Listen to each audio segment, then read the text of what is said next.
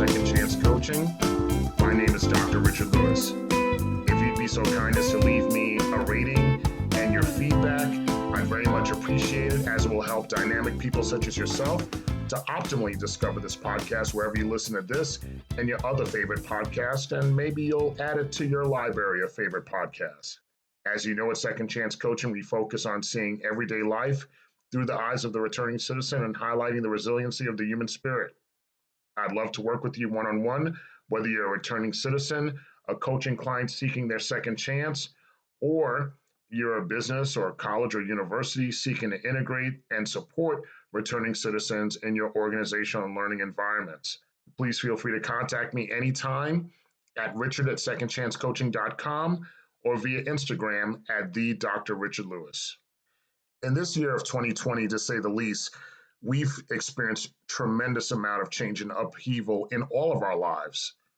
All of us are experiencing this global pandemic, and individually, all of us have carried our own crosses, some more than others, but it's relative because we all carrying the weight of our crosses. Despite carrying those crosses, every day we have to move forward, be better than yesterday, hope to be better tomorrow, all while doing our very best today.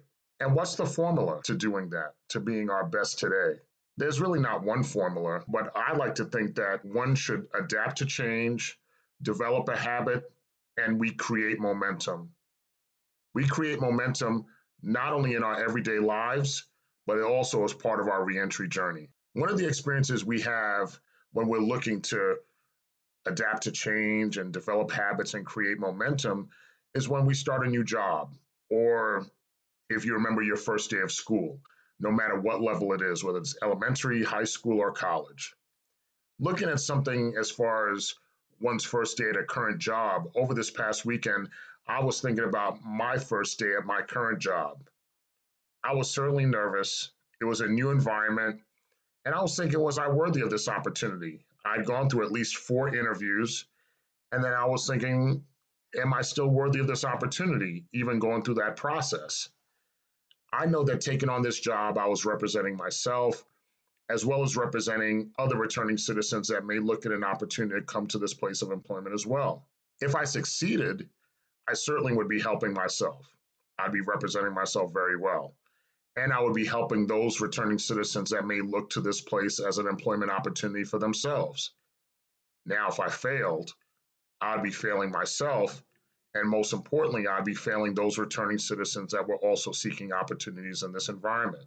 Before I took on my current job, I remember at my previous institution, one of the assistant directors of admissions took the time to congratulate me, and he gave me these wise parting words. And those parting words were, "Don't be average."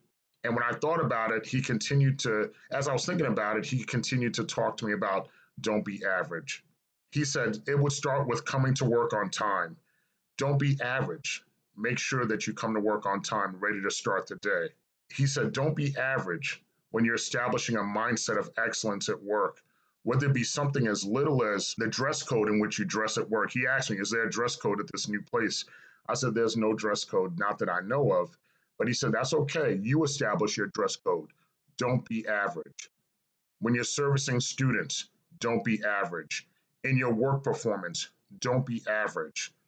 When I think about those 3 words, don't be average, it really created a standard of your work speaking for you, that the results of your great work will be the habit that you develop, and that greatness it creates momentum. And I like to think in the last 12 and a half years of being at my current place of employment, I've stuck to that motto of not being average, of don't be average. Also, change could also come about when you move to a new environment or a new town. In my first 21 years of life, I was born and raised in New York City, specifically a child of Cambria Heights, Queens, New York. After I graduated from undergrad, I permanently moved to Atlanta to start graduate school. My first few weeks in Atlanta were great. But right around the 3rd week, I started feeling anxious. I started feeling that anxiety that this is now my real home. This is not a vacation anymore. My home base is no longer Springfield Boulevard in Cambria Heights. It was now Cobb Parkway in Smyrna. Driving through Metro Atlanta, at that time there was no GPS. So as I was driving and commuting through Metro Atlanta, I was discovering neighborhoods such as Buckhead, the West End, discovering the MARTA transit system. And instead of counting street numbers like I would in New York, I now had to be cognizant of my directions of north, south, east, and west as I commuted around the Atlanta perimeter. It was pretty overwhelming, this anxiety, until one day, an incident that was pretty humorous kind of broke that for me. And I was going to go grocery shopping on a particular day. Like any college student, I was now trying to do my grocery shopping and think about how I would buy different things that I needed. And my college roommate at the time, Chris, he and I are still very close friends to this day. He accompanied me on the grocery shopping trip as he had to do grocery shopping himself. Now, as I've told you before in previous podcast episodes, I didn't grow up particularly wealthy, but when we bought juice growing up in the house, we just bought juice. And if there was juice to be made, mom would make juice, whether it be powdered iced tea or Tang. She would just put one or two scoops and just make the juice. I never thought about how the juice was made. I just saw that it was made. As we were shopping, Chris bought Kool-Aid, and he bought a couple of packs of Kool-Aid. He put that in his shopping cart. And so I emulated and said, okay, in my mind, even though I didn't have that philosophy in my mind, success leaves a blueprint. Chris has lived outside of and going away for college before. So, okay, he knows what he's doing. Let me get some Kool-Aid. And I asked Chris what I thought was a really innocent question. I said, Chris, how many packs of Kool-Aid do I need to make 1 gallon of juice? Chris looked at me with a strange look and he said, are you serious? And I said, yeah, of course. How many packs do I need to make 1 gallon of juice, 1 gallon of Kool-Aid? And Chris goes, you only need 1 pack of Kool-Aid to make a gallon of juice. And he said, Rich, you can't be serious. You didn't know that? I said, no, I didn't know that. I said, and I explained to him how I grew up, and I didn't grow up with Kool-Aid. And Chris just found it so hysterically funny. It's a story that he kept repeating, and I enjoyed. I got a kick out of it as well. And it's a story that if you ever meet Chris, he'll still tell you that story to this very day about Rich and how many packs of Kool-Aid does it take to make 1 gallon of juice.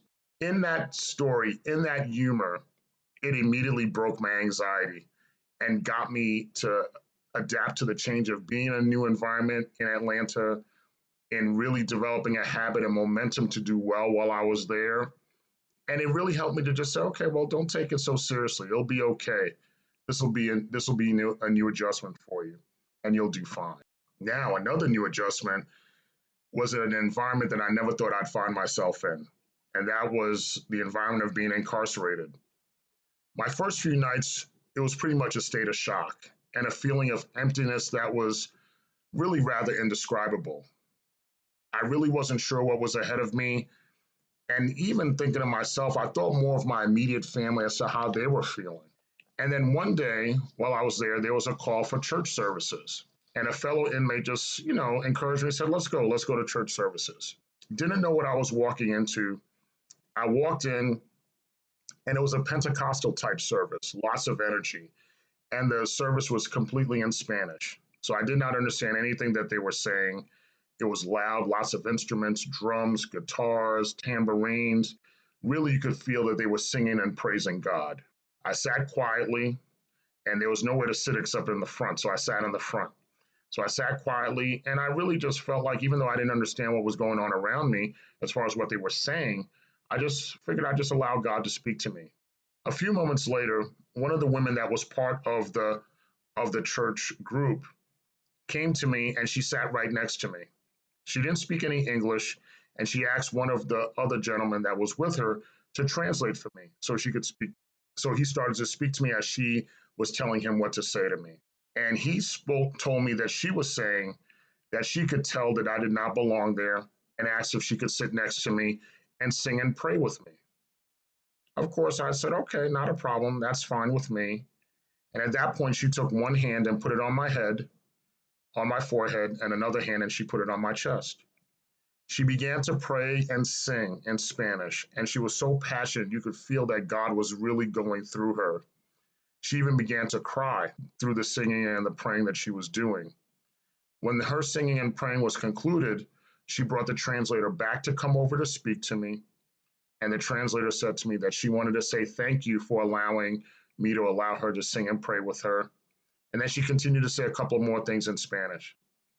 The translator then translated that she was saying to him that God will bless you and God will protect you and God will bring you home soon. At that very moment, I was able to adapt to the change in my environment and develop a habit and momentum of being convicted in my spirit, knowing that I would make it through this process. At that moment, I felt that God had witnessed to me, that He had reached out to me when He knew when I exactly needed it. And from that moment, I held on to my relationship with God ever since. I'll never forget that woman. I'm very grateful to what she did and how she extended herself to me. And that simple act of kindness gave me the strength to persevere through that process.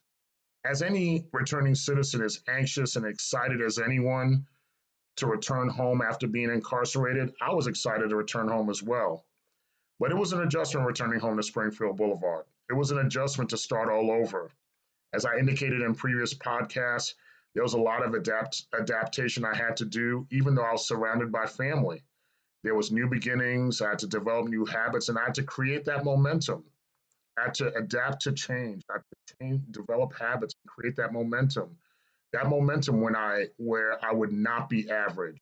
Adapting to change, developing the habit, and creating the momentum where I would find humor and joy in my life. Adapt to change, develop the habit, and create momentum to allow God to speak to me. It's these pillars in which I find that I've been able to have a fulfilling life in this process, in adapting to change, developing that habit, and creating momentum. Sometimes in an ideal situation, sometimes in the most non-ideal situation, such as discovering how many packs of Kool-Aid I need to create juice. But in these pillars and how you want to adapt to change and develop habits and create momentum, it's really how I was able to optimize my reentry journey. And I believe that that's what you could do as well in your reentry journey. And I certainly would like to do that with you. Once again, if you'd like to work with me as a returning citizen, if you're a coaching client or representative of a business, college, or university, feel free to contact me at richard@secondchancecoaching.com or via Instagram at the Dr. Richard Lewis. I'd love to work with you. So remember, you've been blessed to see another day. You've been blessed with your second chance. So make the most of it. I love you all. Take care and be well.